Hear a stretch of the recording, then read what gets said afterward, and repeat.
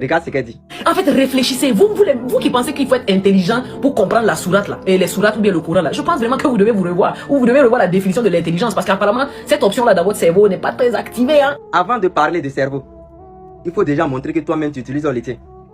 Avant d'accuser 2 milliards de personnes de manquer d'intelligence, il faut déjà montrer que toi-même tu analyses correctement. Est-ce que tu es vraiment yes au fait?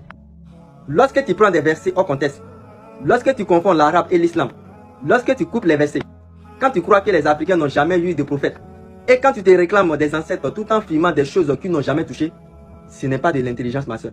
C'est juste de l'incohérence. Mais moi, personnellement, je vous comprends parfaitement. Car regardez ce que vous faites.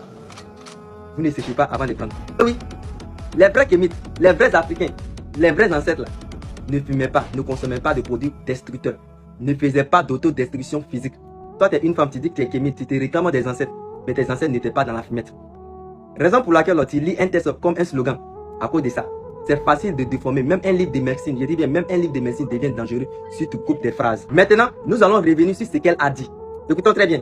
Je peux vous sortir beaucoup de sourates qui prônent la division, la peur, le contrôle et puis la haine. Et vous me dites que cette religion, c'est les paroles révélées de Dieu. Donc c'est Dieu qui a bel et bien prononcé ces paroles. Allons-y. Sourate 2, verset 191. Tuez tous les mécréants. Encore une fois, elle a mal traduit.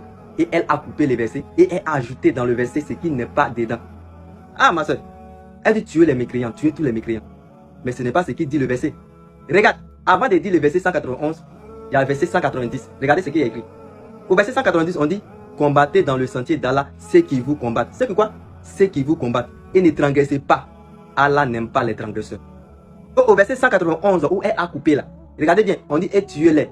On n'a pas dit tuer les mécréants. On dit et tuez-les, tuez-les. Tuez qui? Ceux qui vous combattent. Tuez-les où que vous les rencontriez. Et chassez-les d'où ils vous ont chassé. Et le verset continue. Encore une fois, au verset 192, regarde.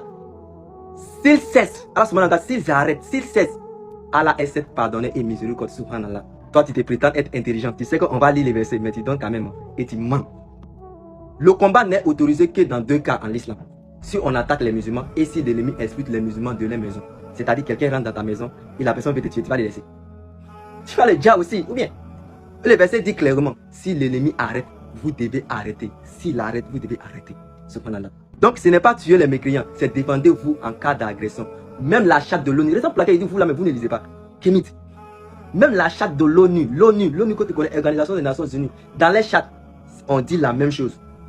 Droit à la légitime défense. Droit à la légitime défense. On dirait que vous n'êtes pas parti à l'école. Et puis regardez ce qu'elle dit encore. Sachant bien que lui-même